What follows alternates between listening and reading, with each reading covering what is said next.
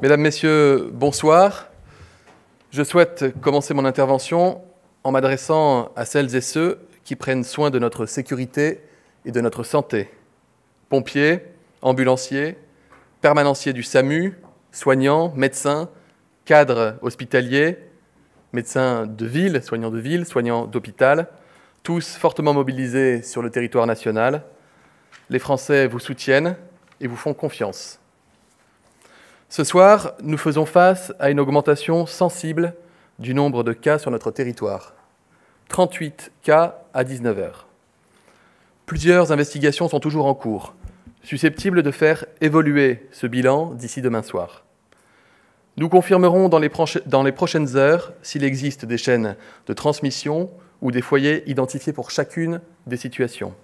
Nous savons déjà que c'est le cas pour la majorité des malades identifiés. Ce soir, nous restons donc au stade d'intervention qui consiste à freiner, ralentir, retarder, limiter la diffusion du virus sur le territoire national.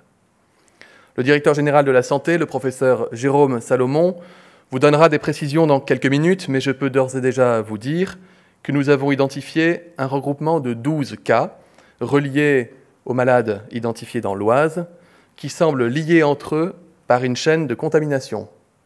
Parmi ces personnes, 3 ont été diagnostiquées sur une base militaire. La recherche et le diagnostic des personnes contacts se poursuit. Une équipe se rend sur place dès demain, composée d'infectiologues, urgentistes, hygiénistes, épidémiologistes, afin de renforcer toutes les investigations nécessaires. J'ai demandé aux préfets et aux directeurs généraux des agences régionales de santé de se réunir demain pour une parfaite cohérence de la réponse de l'État. Outre ce regroupement de malades dans l'Oise, cette hausse du nombre de cas identifiés s'explique pour part par la détection de personnes contacts des cas déjà confirmés. C'est le cas à Annecy, au sein de la famille et d'un proche du patient hospitalisé depuis hier et dont l'état de santé n'est pas inquiétant. Par ailleurs, 2 personnes sont actuellement hospitalisées dans un état grave, qui faisait partie d'un groupe de 20 personnes qui s'est rendu en Égypte dans le cadre d'un voyage organisé. Là aussi, les investigations se poursuivent auprès de l'ensemble des voyageurs et des personnes contacts. Enfin, le renforcement de la détection chez les patients déjà hospitalisés pour troubles respiratoires graves, que j'avais demandé, a permis d'identifier plusieurs nouveaux malades. Comme je le dis chaque jour, les mesures de protection sont importantes pour freiner la diffusion du virus. Le lavage des mains, le fait d'éternuer dans son coude, le fait de jeter les mouchoirs usagés sont absolument indispensables pour freiner la diffusion du virus. Je veux ensuite assurer à nos concitoyens que notre système de santé est prêt. Nous ne sommes pas en réaction puisque nous sommes depuis des mois dans l'anticipation, depuis des semaines dans l'anticipation. Nous avons et nous garderons un temps d'avance. Cela nous a permis de gérer le premier foyer de malades à Contamine-Montjoie avec des mesures efficaces de confinement ainsi que de recherche et isolement des personnes potentiellement contaminées. Cela nous a permis de prendre en charge l'ensemble des premiers malades. Mais nous sommes surtout préparés à une épidémie. 138 établissements de santé sont prêts à cette heure à accueillir des malades dans tous les départements de France. Nous avons sensiblement augmenté nos capacités de dépistage, je l'ai déjà évoqué ici. Notre personnel soignant est exemplaire. Le président de la République l'a rappelé ce matin à l'occasion d'un déplacement à l'hôpital de la Pitié-Salpêtrière. Le Premier ministre l'a également rappelé cet après-midi. Nous mettons et mettrons tous les moyens nécessaires pour que l'hôpital soit en mesure de faire face à toute surcharge d'activité. Nous investissons également sur la recherche avec nos grands partenaires afin de tout mettre en œuvre pour identifier un traitement et un vaccin. Comme convenu, 15 millions de masques ont été déstockés, qui parviendront dès demain dans les établissements de santé et dans les prochains jours progressivement aux professionnels de santé de ville par l'intermédiaire des pharmacies d'officine afin de protéger les soignants et leurs patients. Je rappelle que les personnes invitées à porter un masque et qui en sont donc informées sont les personnes en contact direct avec des personnes malades. Je rappelle aussi la conduite à tenir en cas de symptômes, appelez le 15.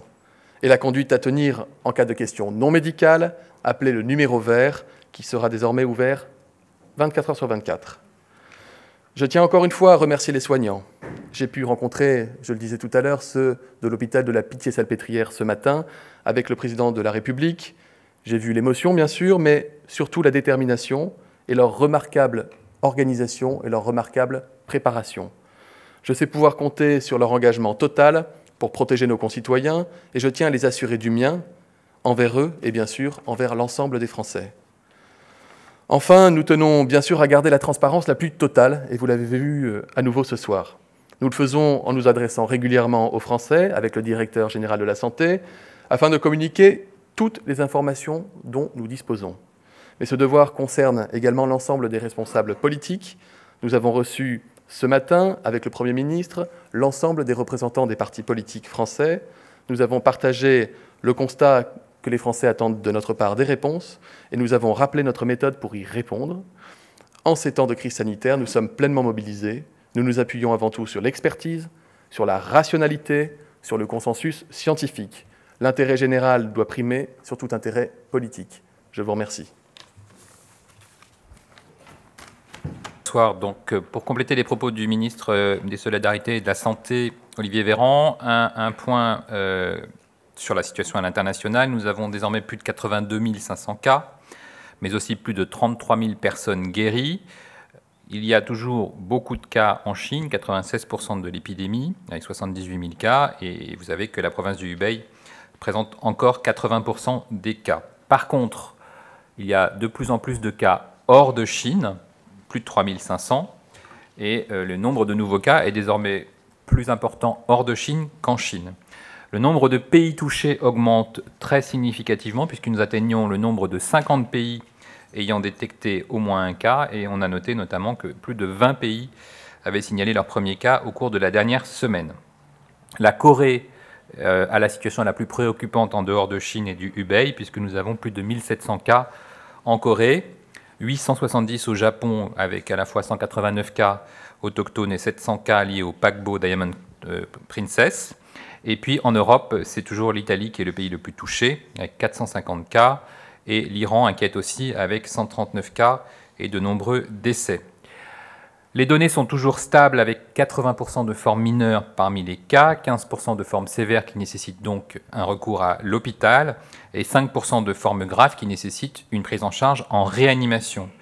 Le tableau clinique le plus classique est un tableau de fièvre, de toux, de douleurs musculaires et de fatigue, un tableau qui ressemble à une grippe. Et l'âge médian est de 48 ans, c'est-à-dire que 50% des patients ont moins de 48 ans, 50% ont plus de 48 ans, et on note encore que les enfants sont sans doute vecteurs, mais qu'il n'y a pas de forme grave observée et pas de décès observé chez les enfants. La gravité augmente donc très nettement avec l'âge et la présence de pathologies chroniques, même si on note que 50% des décès surviennent chez des personnes de moins de 75 ans, mais avec souvent des pathologies sous-jacentes. Le total des décès ce soir est de 2810 cas, dont 2744 en Chine, et donc de plus en plus de décès hors de Chine, avec en particulier 26 cas en Iran, 14 en Italie et 13 en Corée. En France, le ministre l'a rappelé, nous sommes pleinement mobilisés avec 138 établissements en alerte, au moins un par département. Les tests virologiques continuent à être diffusés dans les laboratoires de virologie. Nous avons plus de 40 sites hospitaliers. La capacité est désormais supérieure à 1500 tests par jour. Le bilan épidémiologique à 19h, puisqu'on va essayer d'être rigoureux et de vous faire un bilan tous les jours à 19h pour que ce soit très clair, est donc de 38 cas confirmés, 12 guéris, 2 malheureusement décédés, le touriste chinois et l'enseignant de l'Oise qui est décédé à la Pitié, et 24 hospitalisés.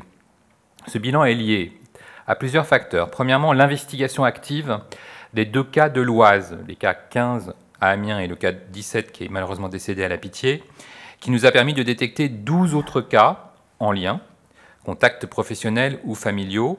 Et donc ces personnes sont hospitalisées dans de nombreux sites hospitaliers, mais parce qu'elles se trouvaient sur place et qu'elles ont été contactées.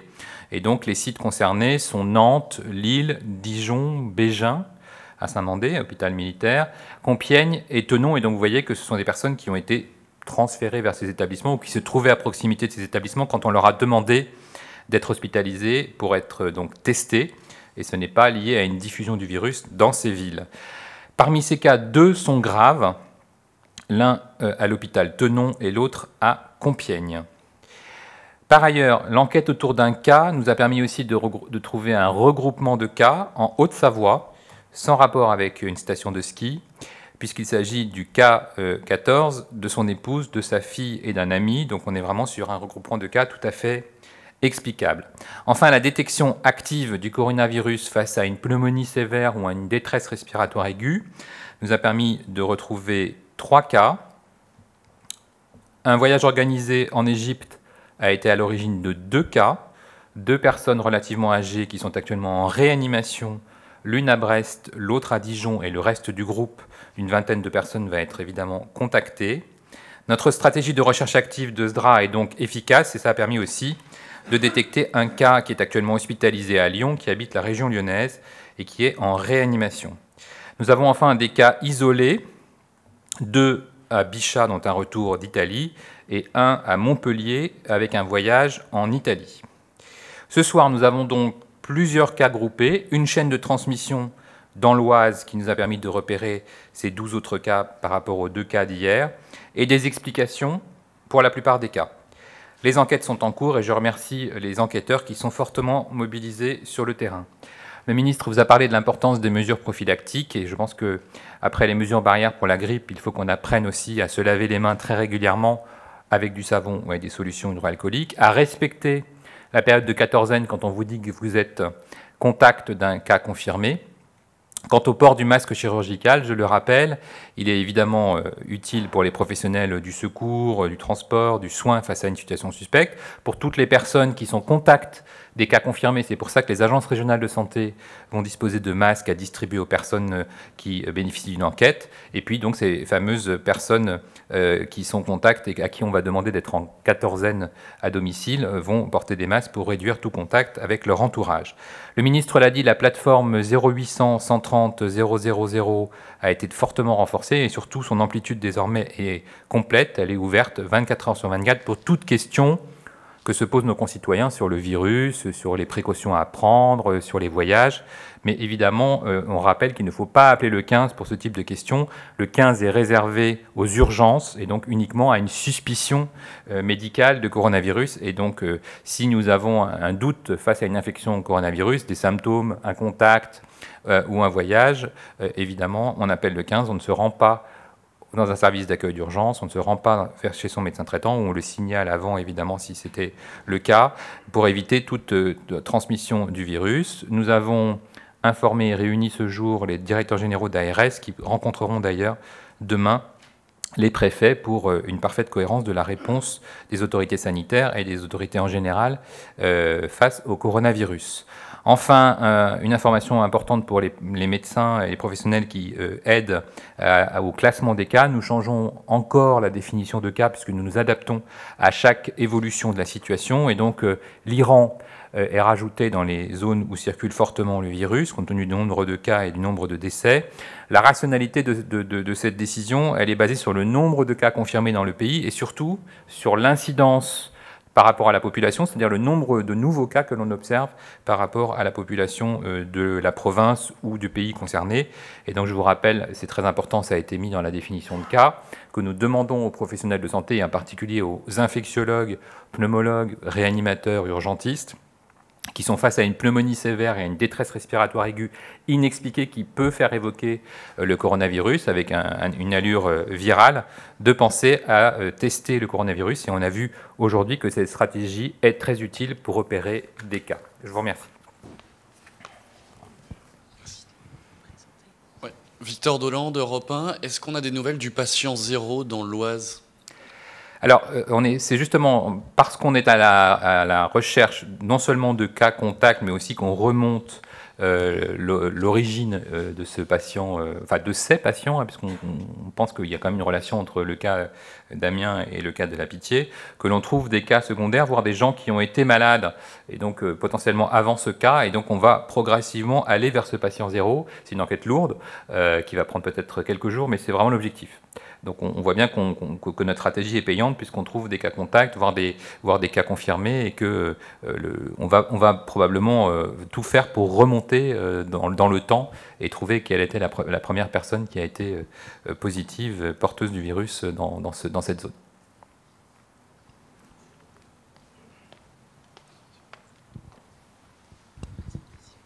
Emmanuel D, François, j'interviens pour nos collègues de Réunion, la première aussi.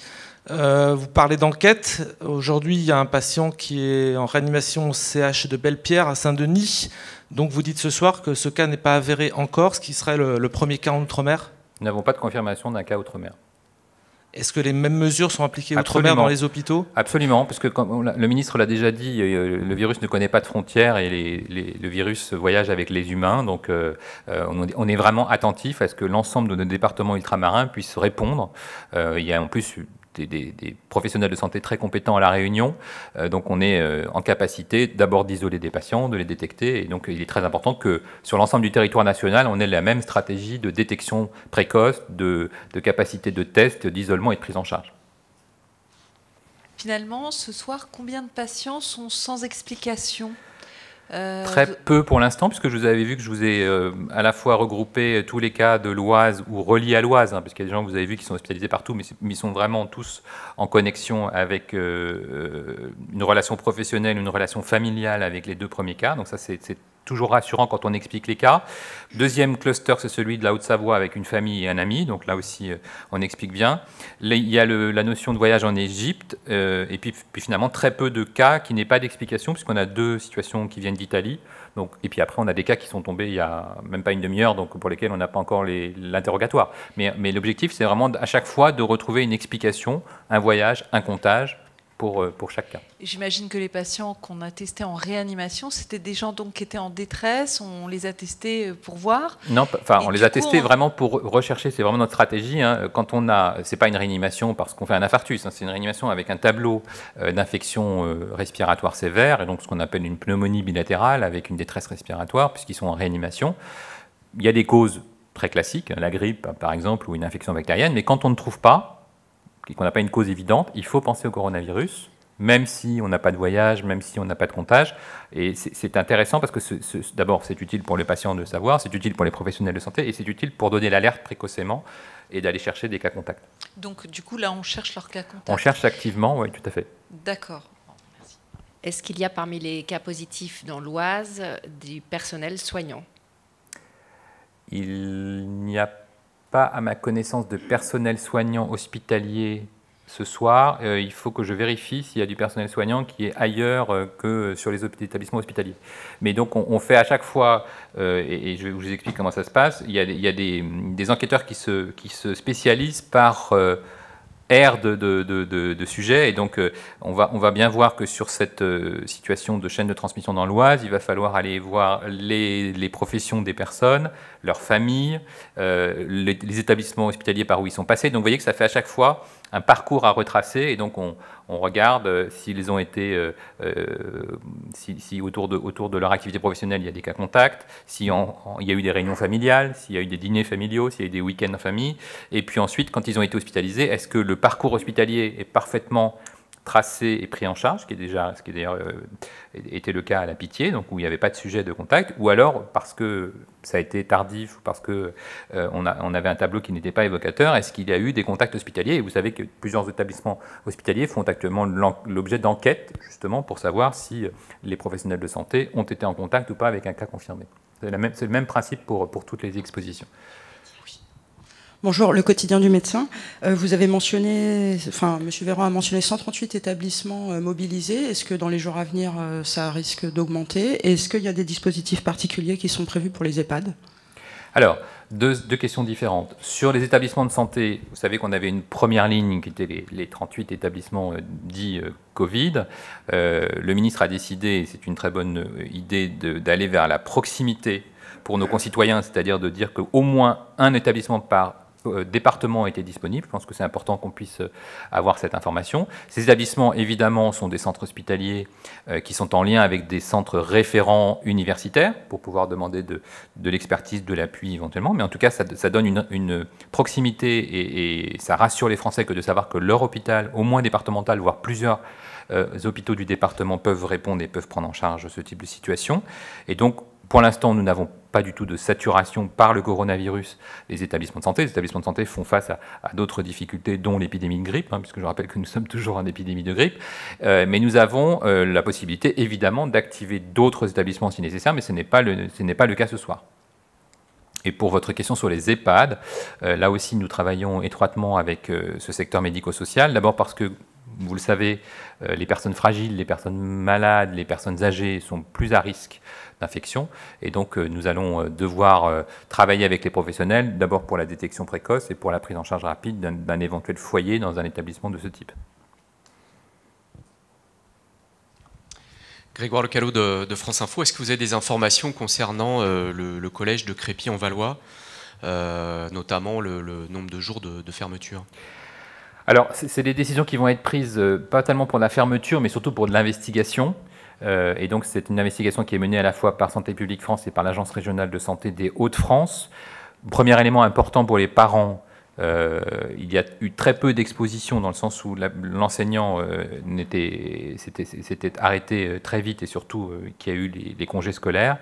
Deuxième information importante pour les parents, je le rappelle, c'est très important, il n'y a pas de forme grave chez les enfants et chez les adolescents, donc c'est quand même toujours important de le savoir. Et troisièmement, ce collège est actuellement toujours dans une période de congé. Donc on a une difficulté qui est qu'on ne peut pas convoquer des personnes pour des tests en pleine vacances parce que les enfants ne sont pas là. Mais par contre, ce qui est proposé par l'Agence régionale de santé et Santé publique France, c'est de commencer dès lundi une investigation sur les personnes contacts, la classe de l'enseignant en particulier et les collègues s'il y avait besoin. Donc c'est une investigation qu'on fait dans le même objectif que de rechercher des personnes qui seraient contacts à haut risque parce que contact très proche de cet enseignant.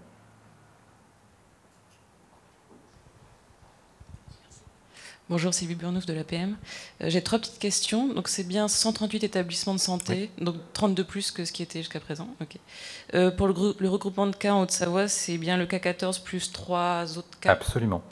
Et pour en ce qui concerne la détection active du coronavirus, là, pour les 3 cas, est-ce que les professionnels de santé étaient protégés? Enfin, est-ce qu'ils avaient pris des mesures de protection? Alors, c'est ce qu'on est en train de surveiller avec eux. Et vous savez que désormais, on est très attentif aux professionnels de santé, mais que surtout, le déplacement du président de la République ce matin a bien montré combien les professionnels étaient engagés dans à la fois la recherche active, mais aussi des procédures de prise en charge et des filières dédiées. Donc, ça a été bien redit, notamment par les réanimateurs de la Pitié. Ils se posent la question très tôt, ils mettent en place des transports spécialisés, ils mettent en place des secteurs dédiés. Et donc ça, c'est important parce que ça rassure les Français que de savoir, premièrement, que les prises en charge se font directement en réanimation et directement dans un secteur dédié. Et je voudrais passer un message très important, c'est que quand on est à l'hôpital pris en charge pour un coronavirus, on est pris en charge en isolement strict, dans une chambre isolée, avec du personnel dédié et avec des personnels protégés. Et donc, évidemment, il ne faut pas se dire qu'on ne va plus aller à l'hôpital dans l'établissement où il y a un cas parce qu'on pourrait attraper le coronavirus. Je pense que ça serait une perte de chance considérable pour les patients qui sont suivis à cet hôpital. Il n'y a aucun danger à se rendre en consultation de cardiologie alors qu'il y a un malade hospitalisé en réanimation. C'est quand même un message important parce qu'on fait vraiment très attention et les établissements de santé français sont très réputés pour leurs règles extrêmement strictes d'hygiène. Les professionnels de santé qui gèrent un cas de coronavirus confirmé se protègent. Il y a un isolement air, un isolement contact, une chambre seule, un secteur dédié, une équipe qui ne fait que ces patients et qui ne mélange pas avec d'autres patients. Donc les organisations hospitalières sont faites pour séparer le risque infectieux et le risque non infectieux. Oui, bonsoir, Stéphane Mandard, Le Monde. Vous avez mentionné 3 nouveaux cas sur la base de Creil, c'est bien ça? Nous, on a une information sur laquelle il y aurait 8 nouveaux cas sur la base de Creil. Alors, en fait, ce que nous avons sur le cluster, entre guillemets, ou sur les cas groupés, sont à la fois liés à la profession du cas numéro 15, et donc il y a à la fois des cas qui sont des expositions professionnelles et des cas qui sont des expositions familiales. Donc il y a effectivement des professionnels, mais comme le disait le ministre, on est sur une base militaire, mais tous les personnels, comme vous le savez, ne sont pas des militaires. Donc il y a aussi des contacts de militaires ou même tout simplement des personnels civils. Et ça, je n'ai pas la distinction entre personnel civil, personnel militaire ou personnel travaillant employé sur cette base.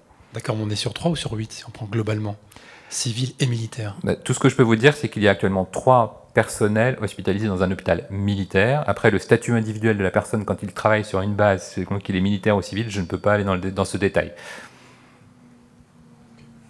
Merci. parle d'un avion qui aurait atterri à Creil en provenance de Wuhan, et qui pourrait être la base. Non, mais c'est une rumeur, hein, comme il y en a souvent dans ces moments-là. Voilà, est-ce que vous avez des informations? Non, à ma connaissance, je n'ai aucune information sur un avion qui aurait atterri sur cette base aérienne. C'est vraiment, d'abord, c'est une base aérienne militaire, mais je n'ai pas cette information-là. Pourquoi tous les cas, les 12 cas, sont-ils très disséminés en fait? Vous nous avez dit Nantes, Lille, Dijon. Oui. Pourquoi ils sont... Alors, c'est parce que d'abord, les hommes et les femmes en France bougent. Et donc, c'est exactement, je peux même vous décrire un petit peu comment ça se passe. Vous savez qu'on a 2 cas, dont un malheureusement décédé, qui est évidemment très, très pénible pour les proches, et très, très douloureux pour la famille. Donc on fait une investigation et la famille reconstitue l'histoire en disant on a dîné à tel jour avec telle personne, ça. Donc on dit il faut contacter cette personne. Cette personne se trouve n'importe où sur le territoire et donc on lui dit il faut aller vous faire tester et donc c'est là où elle se fait tester qu'elle est hospitalisée. De la même façon, on peut avoir des gens qui ont un tableau sévère, hein, c'est le cas de Tenon, enfin de 2 personnes, une à Tenon et l'autre à Compiègne, et quand on interroge les familles, on se retrouve avec une situation de contact, en disant mais oui, je suis du même endroit où je travaille, etc. Donc c'est en reconstituant soit une enquête particulière, soit en allant interroger une personne sur son histoire récente qu'on retrouve cette explication et cette relation entre tous les cas.